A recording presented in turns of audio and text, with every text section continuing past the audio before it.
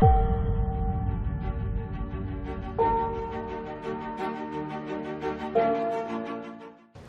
afternoon.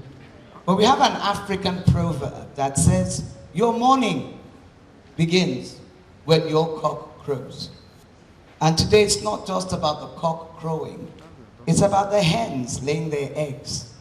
And in laying their eggs, hatching another generation of distinctive leadership and also a future that brings to the community a celebration of innovation, dreams, aspirations, but best and blessed of all, the power of a girl child that truly can come into a world where what she's married to are her own dreams coming true.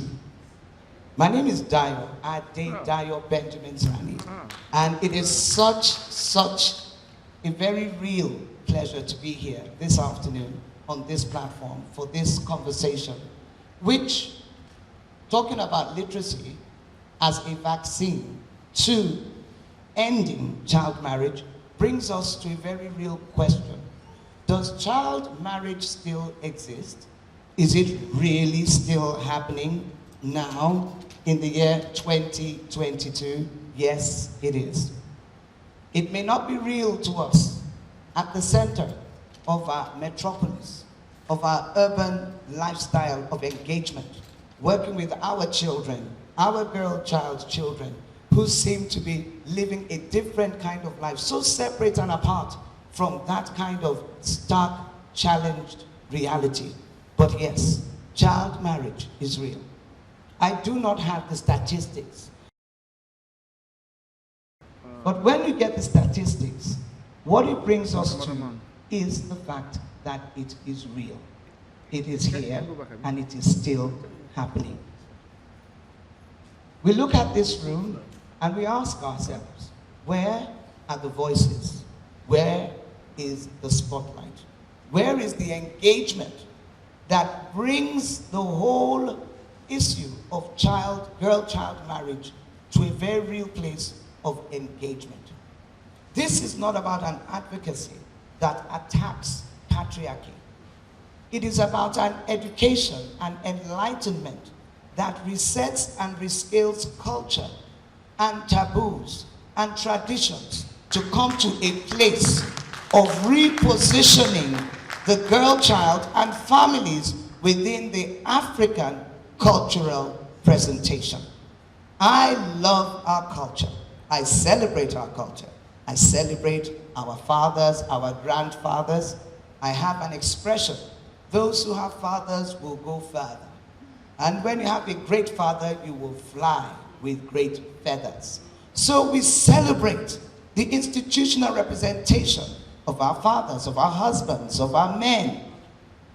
However, it is clear that we need to bring the attention of the critical stakeholders, leaders, our royal fathers, even mothers, to a central place of engaging this truth, that child marriage should not be a hidden issue we speak about in hushed tones.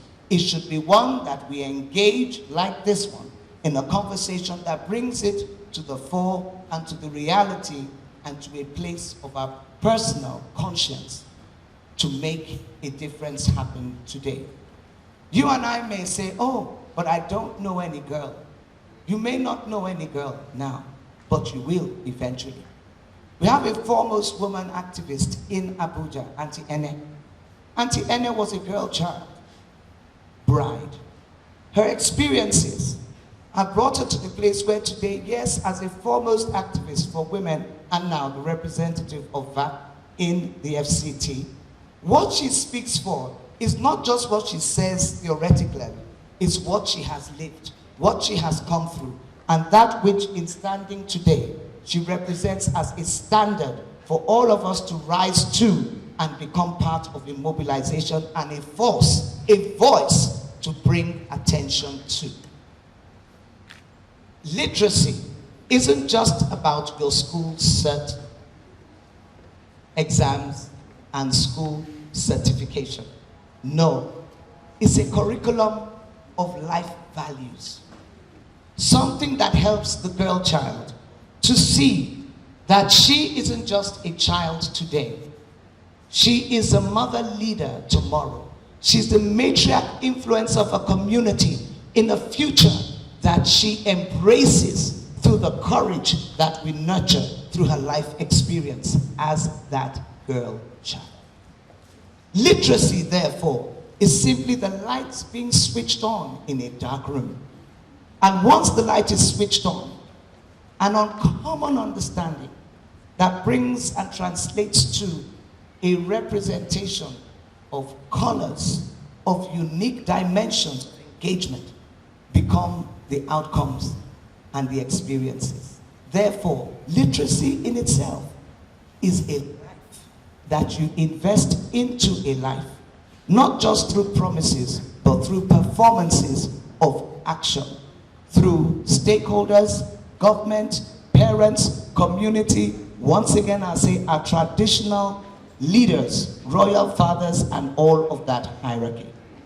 Literacy isn't just about passing your school cert exams and getting into university. More than that, it is an enlightenment, a personal campaign and tutorial that you use to courageously define yourself from the girl child to that amazing Amazon and woman of first representation and global leadership.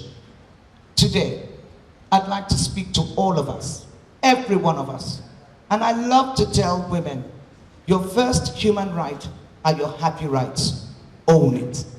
You cannot buy happiness in a drugstore. It cannot come diagnosed of a pharmaceutical presentation.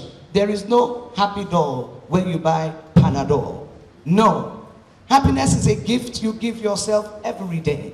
And the truth is, every woman has her story. Every girl child will come through hers too. But what I can tell you, challenge whatever the experience in your life story is with a choice to be courageously happy every day. It's your human right. It's your first woman right. Own it. And through the power of literacy that comes through simple happiness every day, it will translate to advocacy, governance, entrepreneurship, innovation, legacy, but more importantly, the message of a girl child coming through to a day of beautiful leadership, breaking all barriers.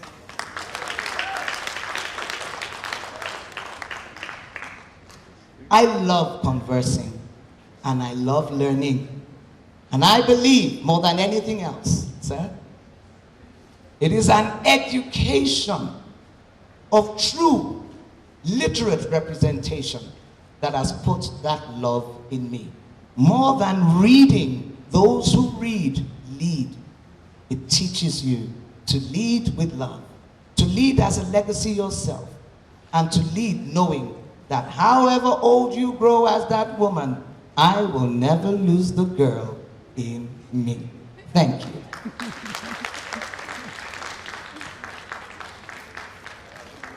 Thank you so much, Ma.